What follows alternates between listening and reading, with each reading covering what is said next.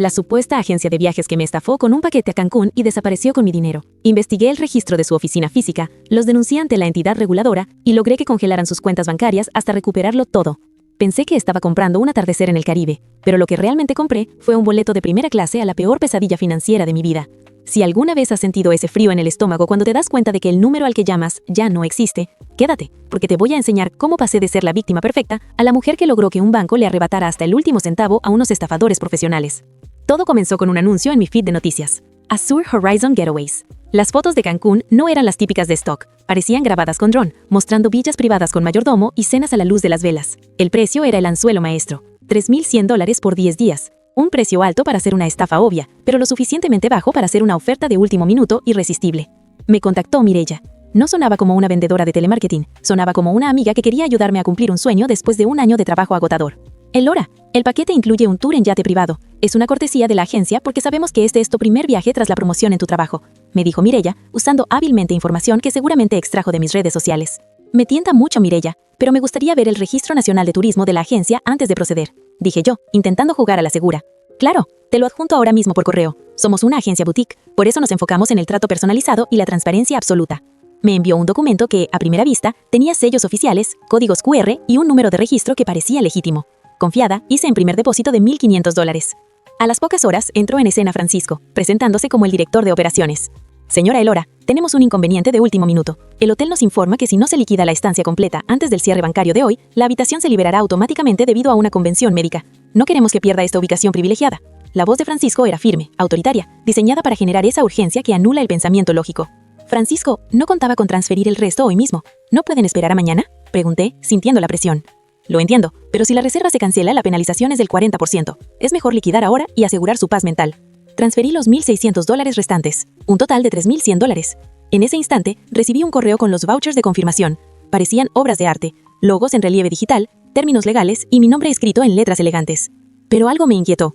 Esa noche, mi intuición me dio un golpe seco. Decidí llamar directamente a la cadena de hoteles en México. Buenos días, busco confirmar una estancia en la Villa 402 a nombre de Elora para el próximo mes. Pregunté, con una mano temblando sobre el escritorio. Un momento, por favor.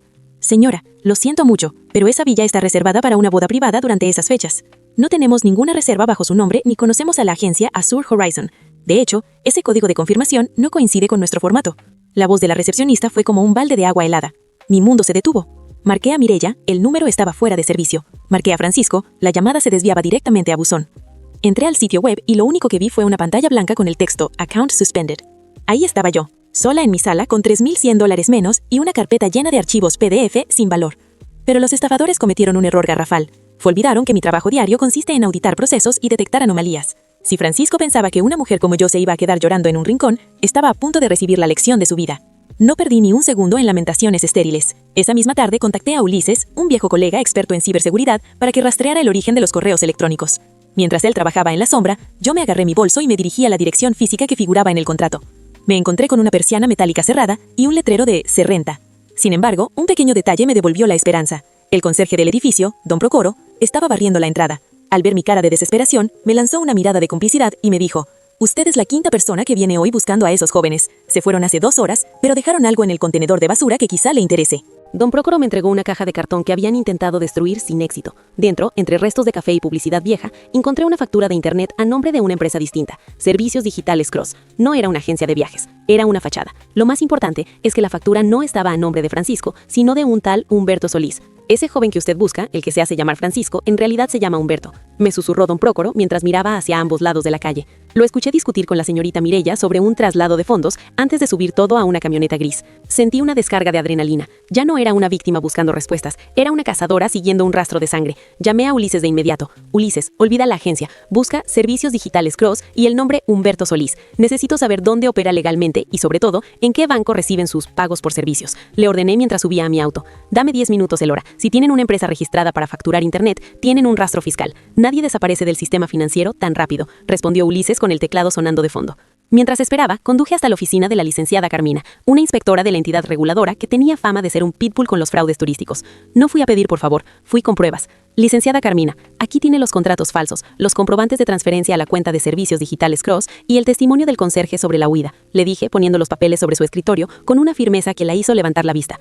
Señora Elora, estos casos suelen tardar meses. empezó a decir ella con tono burocrático. No tengo meses, tengo horas antes de que vacíen la cuenta. Mire este registro. Usaron un sello de turismo que expiró hace 3 años. Eso es falsificación de documentos federales, no solo una estafa civil. Si usted emite la orden de inspección técnica ahora, podemos bloquear la cuenta receptora por presunto lavado de dinero. Está bien, me gusta su determinación, pero necesito el domicilio fiscal real, no esa oficina vacía, sentenció Carmina sacando un formulario oficial. En ese momento mi celular vibró. Era un mensaje de Ulises. Lo tengo. El domicilio fiscal está en una zona residencial, una casa a nombre de la madre de Humberto. Y lo mejor, la cuenta de banco sigue activa. Han estado moviendo pequeñas sumas, pero los $3,100 de hoy siguen ahí, junto con otros 40,000 de otras víctimas.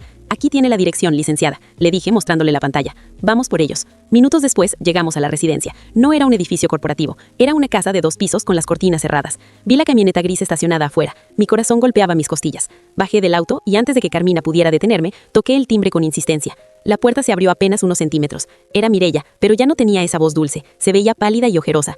¿Quién es? No estamos atendiendo, empezó a decir, pero se detuvo en seco al reconocerme. Hola Mireya, vine por mi tour en yate, pero como no contestabas el teléfono, decidí traer a la inspección federal conmigo, le dije bloqueando la puerta con mi pie.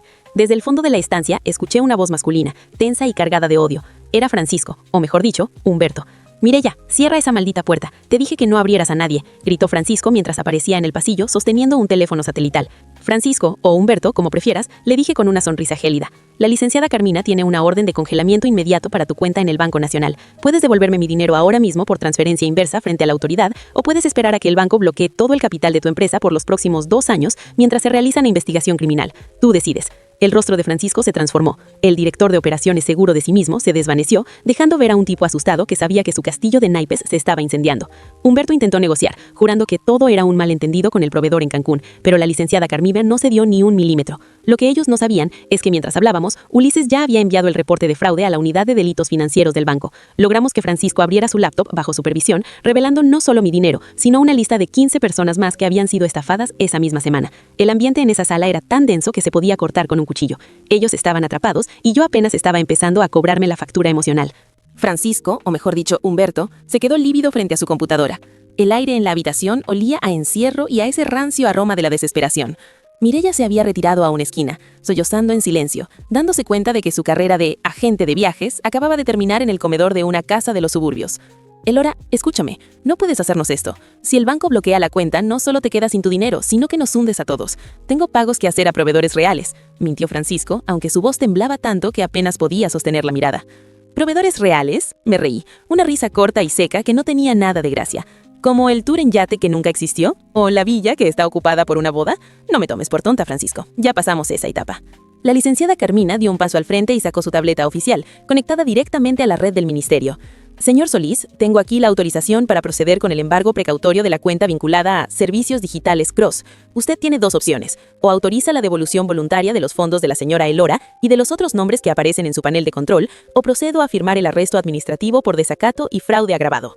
No pueden entrar en mi cuenta privada. Eso es ilegal, estalló Francisco, golpeando la mesa. En ese momento mi teléfono vibró. Era Ulises por videollamada. Puse el altavoz para que todos en la sala lo escucharan.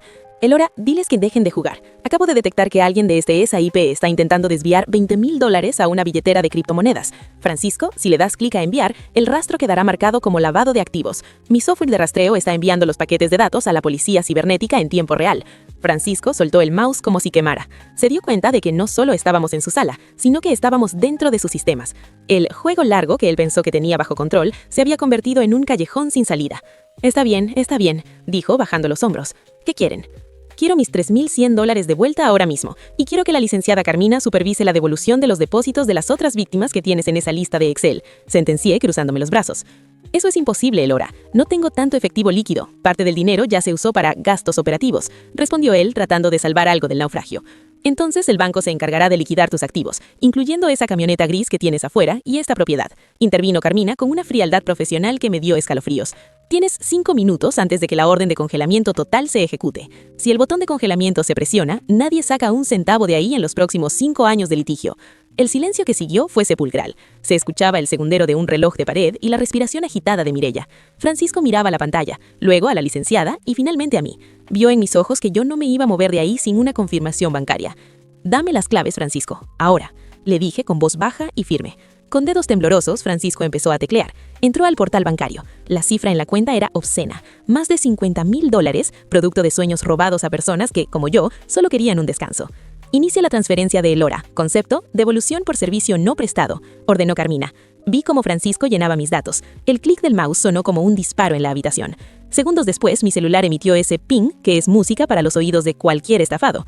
Depósito recibido, $3,100. Confirmé, sintiendo cómo el peso que llevaba en el pecho desde hacía 48 horas desaparecía de golpe. Ahora continúa con el resto de la lista, dijo Carmina, señalando la pantalla. Pasamos las siguientes 3 horas en ese comedor convertido en un búnker de justicia improvisado. Francisco tuvo que devolver una a una las sumas de dinero de otras víctimas bajo la mirada vigilante de la ley. Mireya, tratando de salvarse, empezó a confesar dónde tenían otras oficinas fachada. Logramos recuperar casi el 80% del total de la cuenta antes de que el sistema bancario, alertado por los movimientos masivos, bloqueara el acceso por seguridad. Había ganado, pero ver la cara de derrota de Francisco no era suficiente. Quería asegurarme de que nunca más pudieran vender un solo boleto de avión falso en su vida. El ambiente en la casa de Francisco se había vuelto asfixiante. Tras recuperar mi dinero y el de varias víctimas, el aire de prepotencia de Humberto se había evaporado por completo. Estaba sentado, con las manos entrelazadas, viendo cómo la licenciada Carmina terminaba de sellar las actas de inspección. La justicia no es solo recuperar lo perdido, es asegurarse de que el depredador no vuelva a cazar.